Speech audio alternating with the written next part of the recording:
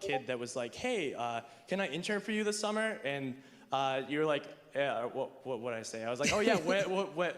You're like, "When?" And I was like, "Oh, this summer." Oh, what's? And then you said like, "Oh, what's D-Rock?" You had. I said, hit up D-Rock. Yeah, and then I was like, "What's his email?" And that's when I got excited. And that's when he said, "When you want to intern for me and can't figure this out, frowny face." Yep. So, and that was probably one of the most important reality checks of my life. Nick, you know what's super interesting about this story? This is so amazing to me because, and I'm gonna play here with you a little bit because this is really good because I really admire you because we continued the conversation later and then you emailed me, which is in my inbox.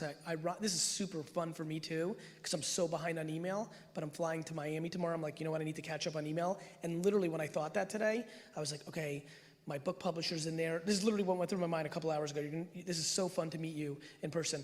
I was like, okay, my book publisher reached out to me in my inbox. They want to give me a new big deal. I should probably find out what they're offering. And I was like, oh crap, that Nick Anderson kid is in my inbox because I told him to email me after we talked on text. Nick, there's an even more interesting part of this story. So I tweeted that out, as you know. Yeah. And I remember, because your name was Nick Anderson, I was like, you know what? I'm not gonna black out the name. Sometimes I black out the name, but I'm like, that's such a generic name, like Nick Anderson, the three-point shooter for the Magic, and a bunch of other, there's a lot of Nick Andersons, so I'm like, I'm gonna put that out. It actually got picked up in the advertising rags. Ad Age. Correct. Yep. I didn't know about that until the call with Andy. And Ad Age took a really negative approach at the way I handled that, and were basically trying to tell me that I'm a bad person for doing that. And I understand. And now you are actually the human involved in it, and you thanked me behind the scenes, and now you're standing here and saying it's one of the best things that's ever happened to you. Right, because the ingenuity, you talked about the ingenuity of being able to find an email address. It's also a complete and actual real life example of what I'm talking about in the first 10 minutes of this talk, which is Ad Age decided to take a snarky point of view on me and try to paint me as a bad guy when what I was actually trying to do is bring you value. We live in a world right now where everybody wants everything over-coddled, and then it leads to kids being depressed because they're incapable. You took it the way 90% of people took it, which is you're happy it happened, and I'm completely convinced that it's the kind of thing that's gonna change the way you do things going forward in a positive way. I meant what I said. I wasn't saying, there was no tone of like, you're a loser and you're an idiot. There was, you know, my team's hardcore, we go hard, and if like you can't find D-Rock's email, this is probably something you wanna like understand as a prerequisite. I do wanna put it into context, like I was on the moon when you replied to me, so I was like, oh my God, like, oh my God, what's totally his email? get Like, that. I was like, oh my. And the good news is, like, trust me, I'm not so overly worried about, like, that makes sense to me. If Randy the Macho Man Savage texted me in it's literally the same 1987, thing. I would have lost my mind. So I think, nonetheless, I just wanted to give the room context because it's Right. crazy that this is happening when it's the living proof of what the first 15 minutes of this talk was about. So keep going. Right, so I just wanted to kind of touch on a little bit before, so I wanted to do a little bit of a plug. At my college, I go to Nichols College, and as a freshman, before that, I was impacted by cancer in my life. I had several people in my family, and my best friend's father passed away our freshman year of high school. So I went to Nichols College, and I actually joined one of his Relay for Life teams. It's by the American Cancer Society, and I came to Nichols, and I realized there wasn't an event there. So I decided, hey, you know what? I'm just going to start this from the ground up. I went door to door. I got over 200 signatures. So we did this thing too. You're gonna fucking love this one. So we did this thing called Suck for a Buck. And don't mind the name. Be No, careful, no, there's a lot of kids in here. Marketing. We would vacuum people's rooms for $1. Love it. So I would go and say, Yep. and I want to get a GoPro or something on my chest for one of these days that I do it. I say, hi, would you like to participate in Suck for a Buck? Mm-hmm. And oh my God, the people, it's just awesome. So what we would do is my roommate here, Brian McLaughlin, by the way, wink. Brian's Instagram so many times. Just so everybody knows what's happening here, Brian McLaughlin is McLaughlin is also an agent at Vayner Sports, the same name, just not this one. Yeah, You know? unfortunately, maybe one day. That's awesome. Right. So long story short, we set our goal for 10,000, and we actually had some people that in administration that said, hey, you know what? You should lower the goal to 7,500. Yep. And we pretty much said, nope, not doing that. Hit 10,000 2 weeks before the event. We raised at 15. Hit that the day before the event. Raised over 16,500. And to date, we've raised over $40,000 for the That's American awesome. Cancer That's Society. awesome.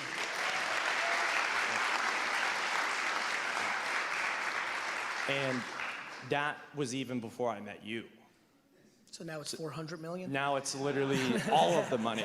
So All the monies. Right, yeah. So and I also apologize because I know there's a lot of No, people I want to get to. understand. No, Yeah, I I just want. Is there a question? It's okay if there isn't.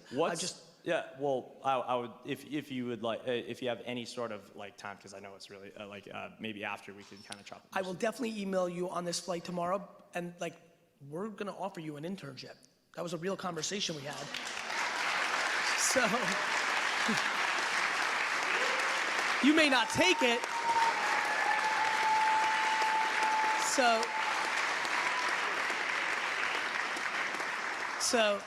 I want a we'll fucking have time this summer to internship. talk. I want to come and You're welcome. learn. Let's go to more.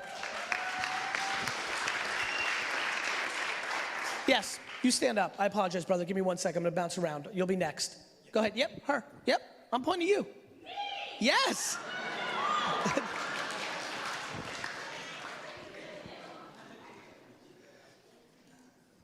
Hi, Gary. How are you? I'm Miss Self Love. I have a podcast because you told me to start a podcast on Anchor. It's about helping people heal from their breakups. Anchor.fm/breakups is my podcast. I love it. This is my shirt. I see it. I'm on all platforms. I'm on TikTok. So I have a question about LinkedIn. Okay. So my podcast is personal. Yep. So LinkedIn is business. So how do I promote my podcast on a business site like LinkedIn? I really don't know how to Just post it. post it. LinkedIn is not business. LinkedIn has now become Facebook. Okay. Like, yes, LinkedIn has the component of recruiting, but the content in LinkedIn, if you watch it carefully, looks more like Facebook 5 years ago. There is more business content, but LinkedIn has completely crossed the chasm to be a general social network when it comes to posting on LinkedIn. And so you should just post it there. Thank you, Gary. You're welcome. I listen to your podcast every day. I can't wait to take a picture with you. Thank you. Thank you. Let's go. Before we go to that dude, I want to go to this kid because he was next. He found her grotesque. He's just like, So I have a question about starting a business. I'm trying to start sneaker resale. I was wondering what the best way to get into it is. You're looking to start a what? Sneaker reselling business. So sneaker resale is super easy because, you know, are you looking to build a platform or are you just trying to sell sneakers? So I think platform's hard, especially in the world of Go and StockX and eBay. Like everybody wants to build like the Uber, the StockX. Like, you know, to me, flipping is easy. It's grinding, it's hacking, it's figuring out the website culture, it's figuring out Instagram culture, it's figuring out staying in line for 4.5 hours. But to me, the question is, if you're just reselling, I think you know the answers. Now it's really just about bleeding and putting it, you know, going. If you're looking to build something, I think it's a very difficult time to compete on platform unless you're raising $5 to $10 million, you know, because the cost of entry now in a StockX, GOAT, you know, there's so much. Everybody wants to be the platform where people flip sneakers. Not to mention eBay gets an uncomfortable amount, Instagram direct only. So that's my point of view on those two. You're welcome. Hi Gary, my name is Kai. I'm from Vienna in Austria, and I just for 1 week in New York and have to see you. I'm glad. Thanks for being that I here. See you. And my question is, I was wondering, have you ever been so highly positive, or when or what was the point in your life that you realized that positivity is the fucking game?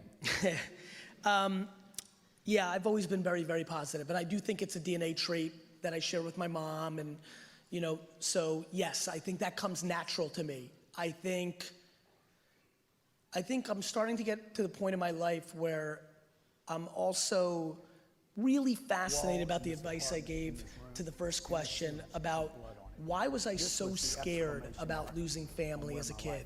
I've been thinking a lot lately about the only reoccurring nightmare I ever had